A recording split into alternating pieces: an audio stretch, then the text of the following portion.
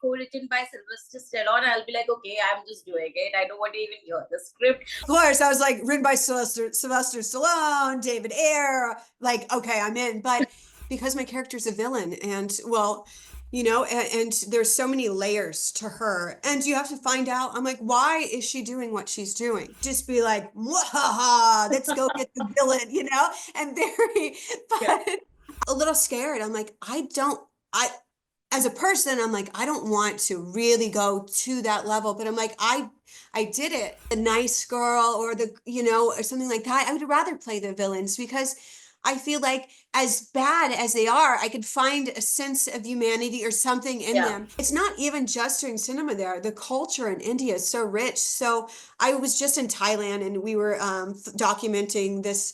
It's called the Vegetarian Festival. And then me and Esteban, my partner, were saying we wanted to go to India.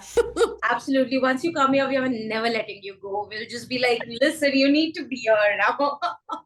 That is what we are doing. Hi, Eve. Firstly, a huge welcome to India today. I'm so happy to be joined by you. But, tell me something. Firstly, what is the state of mind like when you know that something that big, a working man, your project is coming out? Just want to know, what is the state of mind like? Are you nervous? Are you excited? Is it a mixed feeling, both of it? Oh yeah, it's nervous because this is a major motion picture. And so you want fans to like it, you want critics to like it, you want your family and friends to like it, especially. And Absolutely, yeah.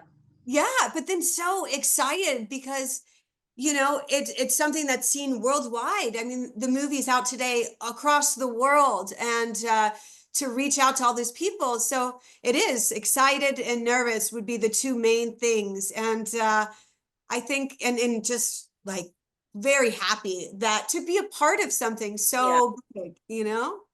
But when the script came to you, what was your deciding factor that you wanted to say yes? Because I feel like a script like this, if it comes to me, I would be like, oh, co-written by Sylvester Stallone. I'll be like, okay, I'm just doing it. I don't want to even hear the script. What is the barometer for you when you're deciding on things? Well, of course, I was like written by Sylvester Stallone, David Ayer, like, okay, I'm in. But you know, it's written by Stallone, and it was this book by Chuck Dixon, and Yeah. there's so many books written by him, and it's a series of books, and he took this book, which is now the subject matter about trafficking and all of Yeah. these corrupt things, and he wrote it, and it's right now, it's really, it's a very big topic right now. Yeah. And so I didn't read it because I listened to all of the books, all Makes 20 of sense. them. Yeah. Yeah, because, while I was doing other things. And I read the script, and then Stallone had written the first take. And then David had done some tweaks to it as well. And it kept getting better and grittier. And I was just so excited to even get this role, and I would have taken it. I mean, I wouldn't even had to read the script, to be honest. I would be like, I'm in. No, but it's so interesting to me that you one of the reasons why you perhaps chose the script was also because the topic in today's time especially is so contemporary. But as an artist, is that something which is important to you, that you do reach out to a lot of, because you know that you have the capability and the power and the reach to reach out to a lot of people at once, that you also give out a message when you're part of something like some project? Of course, it's to have a voice and to Yeah. be able to express something to people. You don't want to be too in their face with this is, I'm trying to give this message, but to do it in a way, and that's why we're artists, we're doing it in a way we're conveying a message in a way that they want to receive it. Yeah. And that's a beautiful thing. It's not just, here are my thoughts, this is what you need to do. This is this collaborative picture we've all put together, and we get to then hand off this beautiful message, and they could do Yeah. what they choose to do with it.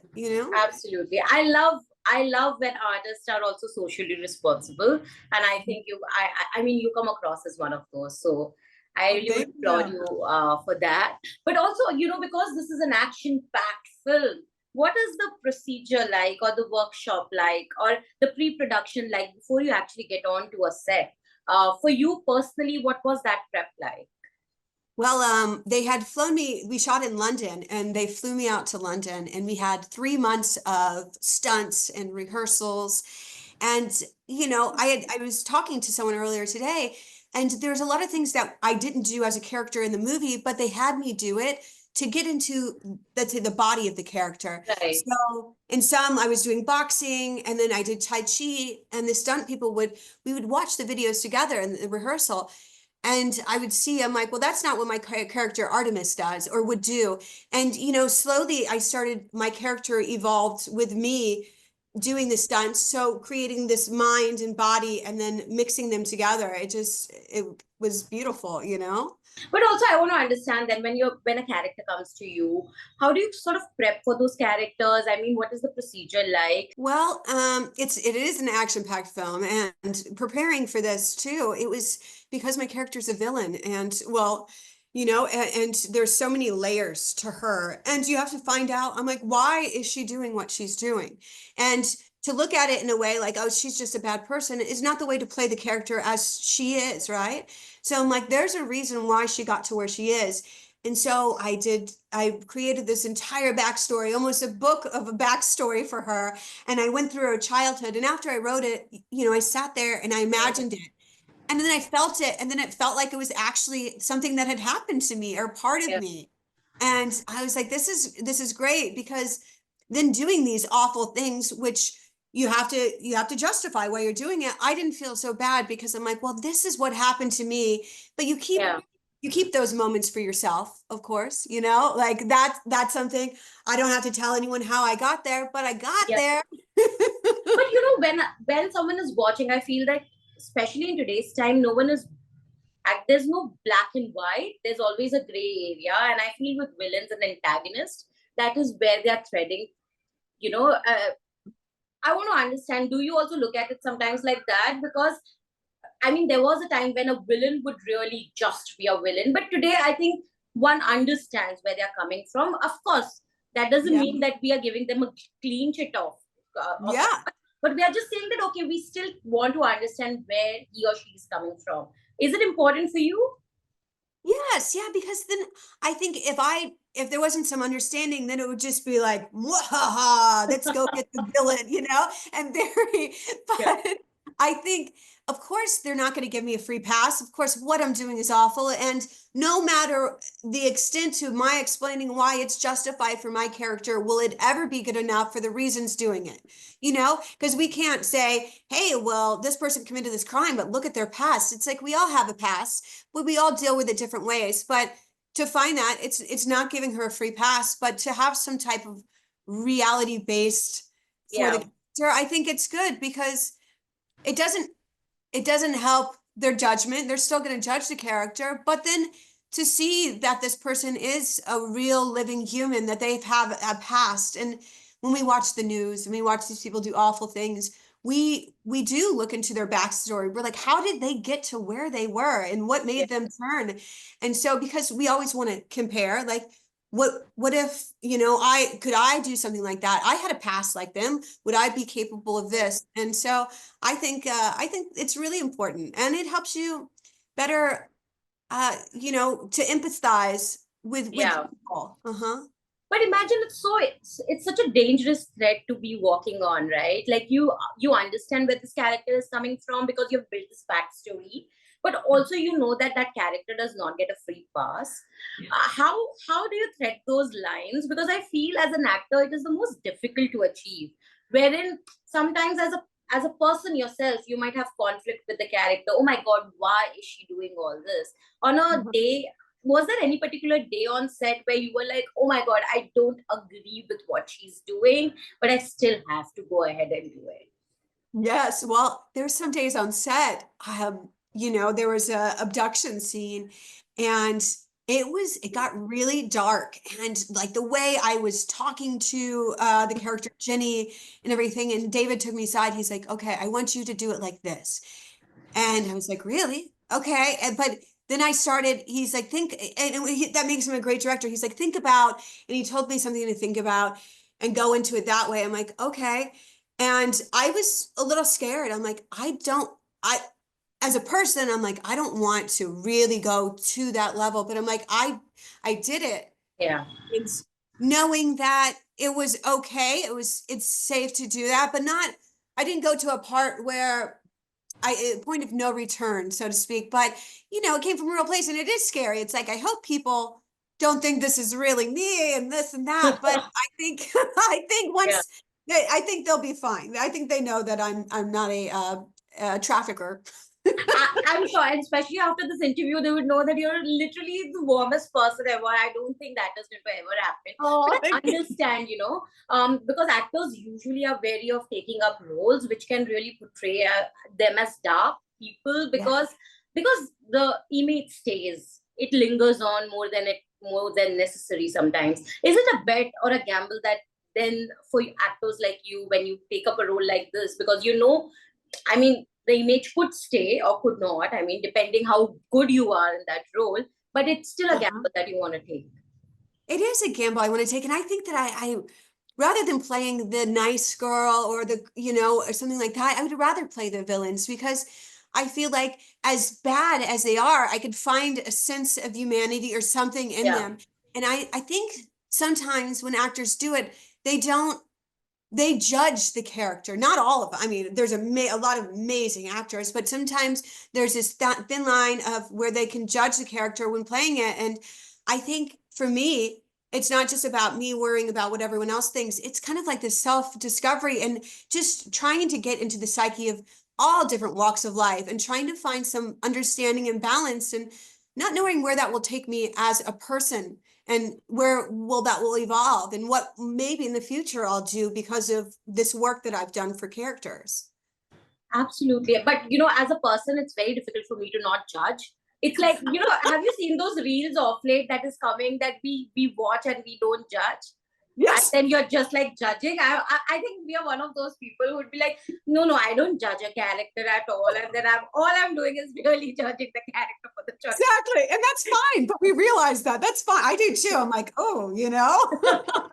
I think I heard a story about the guy from Pretty Woman who picks up Julia Roberts in the movie. And afterwards, everyone thought they were calling him scumbag and everything. He's like, Yeah. that's the character. But I rewatched the movie. I felt bad for him hearing that interview. Then I rewatched it. I'm like, I still don't like him. I still don't like him in this movie. I'm still judging. I'm still doing it. Oh my God. Oh God. It just brought back so many memories right now from Pretty Woman. But Right? yeah. But I also want to understand because I remember last year or around last year, I guess, I was speaking to David as well for one of his movies, and he came across as someone who's so spontaneous and so like warm. Because Uh-huh. we worked with him on this project, what was that energy like? And especially when you have someone like him who has worked in several projects, different genres, what is it that you take away from him when you're working?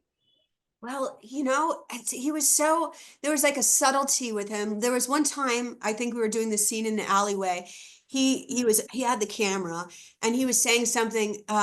Someone had asked him a question, but he said it in such a low voice and he wasn't taking himself out of the moment. He just said it subtly. And with him, he'll explain things to you, but like in like a really soft way to not like bring you out of the scene, but you have to, and that's how you know as an actor, you have to really listen because he Right. gives you all of these great cues and great ways to express your character, but you have to be in the moment and you have to listen to what he's saying because it could just, if you're not listening, if you're all over the place, it will go right over your head, and I think he's brilliant. He has this vision, and when we stepped into set, I thought it was something different. And then I saw the characters, their outfits, and the world that they lived in.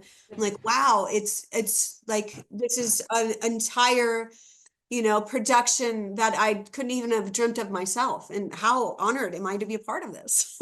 No, but listen, I think you have killed it. But also, I want to understand then that are you someone who's very cynical or critical of your own work, or are you someone who can take a moment, look at what you have done, and appreciate it at least for once? Because as artists, I feel everyone is very critical of their own work. Oh yeah. I mean, I'm definitely critical, but however, I think this project, I see it and for all of the times that I was so critical on myself, this time feeling good about it is worth all of those critical times. So yeah, I will pick and choose. And sometimes, I'm just like, oh God, like,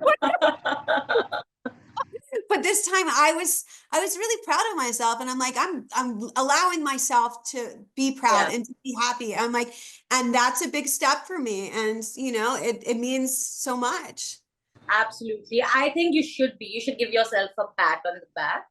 Yeah, because I think that is so important. Sometimes we forget to appreciate our own selves, right? Like, because I know that you have had a journey, and to be able to be a part of this action blockbuster is a feat in itself. I think you deserve all the praise and all the applause for it. Yeah. Uh, but tell me, if I can now talk about your journey, what was that like? Has things changed? Has things improved when it comes to the kind of opportunities that you're getting or the kind of characters that are being offered to you? Do you see a significant change since you began? Oh yeah. At first too, I was so young, and the a lot of the roles didn't have a lot of substance. It was just like, look good, it's a horror movie, this and that. And then I reached an age too where I was older, but in between, and there wasn't a lot coming in. I mean, not really much at all. It's like, well, you don't look in your 20s and you don't look this. So, you Yeah, know, uh, we'll see you around, kid. and and now, it's the roles that I've gotten within the past 10 years, they're stronger female leads. And it means so much more to me because it gives me power and women power. Like I was in the CIA, I'm a cop, a detective, and those are the type of roles that I really want to play. And that's yeah. what women, if I had a child, I would want her to see women in these roles as well. And that's what they should look up to, you know? Absolutely. I completely agree with you there because I feel like the way the gaze is changing now, and no one is really looking at women as those as props, if I may say, in films. I think that is a great change. But I mean, I think the change is slow and gradual, but it's still there. But It is.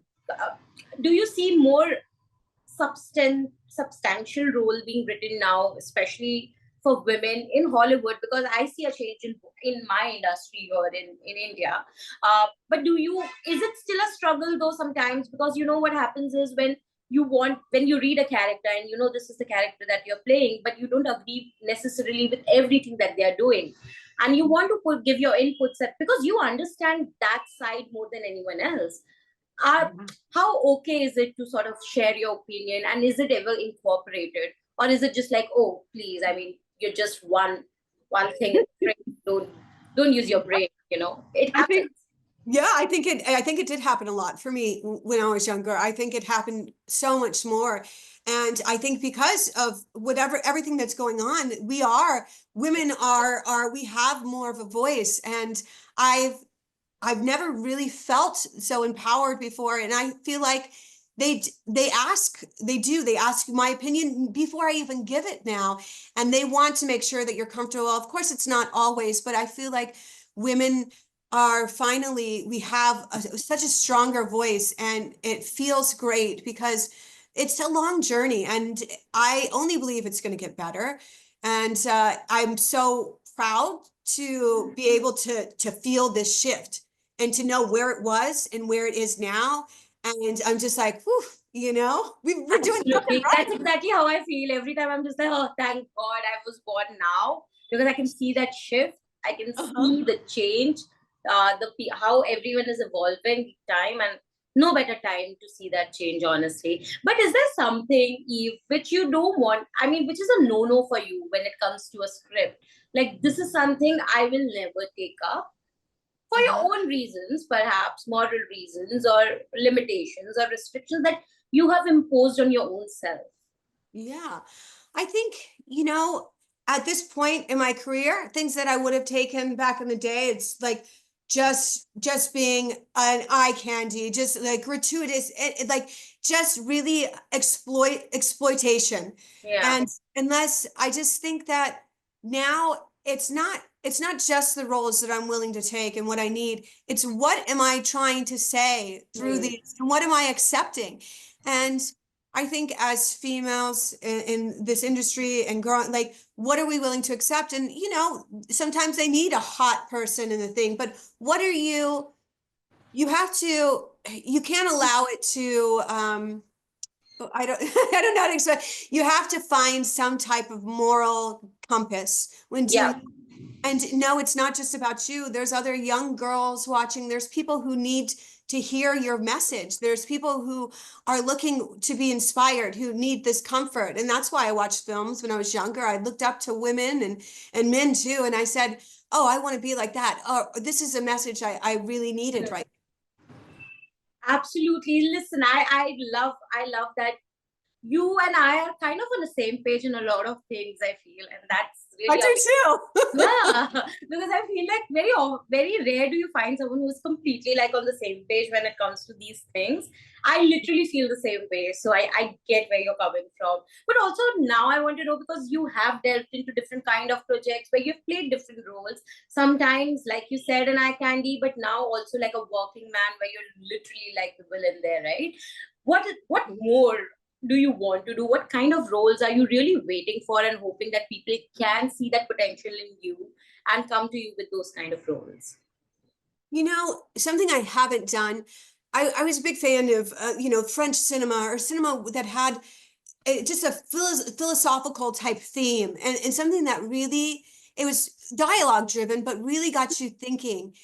And I would love to do something that it's not just the picture, it's the words and the thought that's provoked after that, like those movies you've watched, and afterwards you just sit there and you replay the Yeah. dialogue, and these questions become questions you ask yourself. It's like listening to a teacher or a Yeah. guru, what have you. And I feel like along the lines, I would love to do something like that, and just inspire or bring light to people's minds or questions, and that's what we need, I think. Wow. Which was the last film that did that to you?